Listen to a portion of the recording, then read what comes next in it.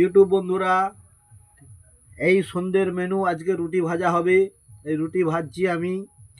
আর তোমাদের দিদিভাই ও এখন কাজে ব্যস্ত। হ্যাঁ, তাই কি করব, একটু বাড়ির কাজ একটু করতে হয়। এই এখন আটা দাবছি, দেখুন আটা দাবছি।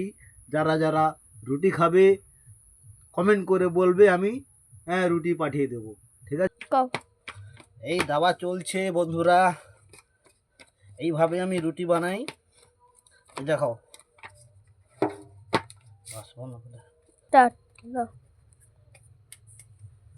এইগুলো এবারে গুছি কেটে নেই। এবার রুটিগুলো দেখাবো কিভাবে হচ্ছে না হচ্ছে। তোমরা হয়তো আমার থেকে খুব ভালো বানাও, আমি মোটামুটি চেষ্টা করছি একটু ভালো বানানোর জন্য। আমার মোটামুটি কমপ্লিট, ঠিক আছে। এই রুটি মোটামুটি এবারে আমার কমপ্লিট হয়ে গেছে। এবারে আটা ঠাসা হয়ে গেছে। হ্যাঁ, এবারে আমি বেলবো আর ভাজবো। এই গ্যাস জ্বালিয়েছি, এইবারে আমি রুটি শুরু করব বন্ধুরা। বেলা শুরু করে দিয়েছি।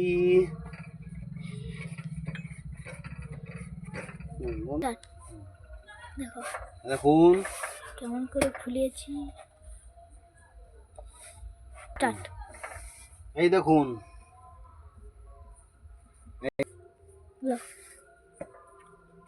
হয়তো ভাবছো যে বাড়িতে কেউ নেই নাকি, হয়তো রুটি বানাচ্ছি আমি।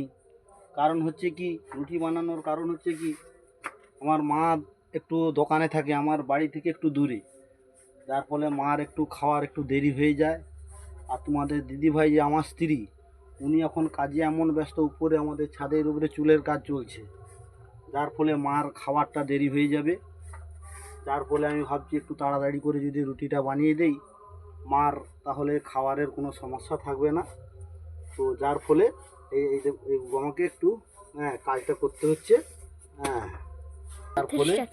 যার ফলে একটু আমাকে এই রুটিগুলো বানাতে হচ্ছে, ঠিক আছে।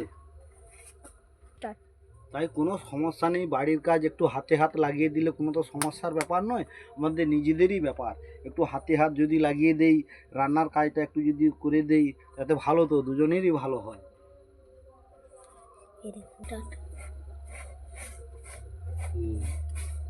ঠিক আছে, এই দেখো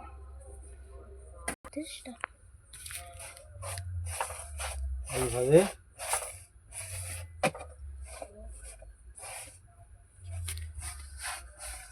তুমি এদিক দিয়ে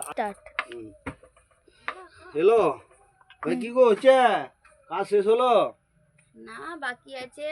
তোমাদের দাদা ভাই, আমি কাজ করতেছি, অনেক আমাকে হেল্প করছে। এই যে রান্না করছে রুটি।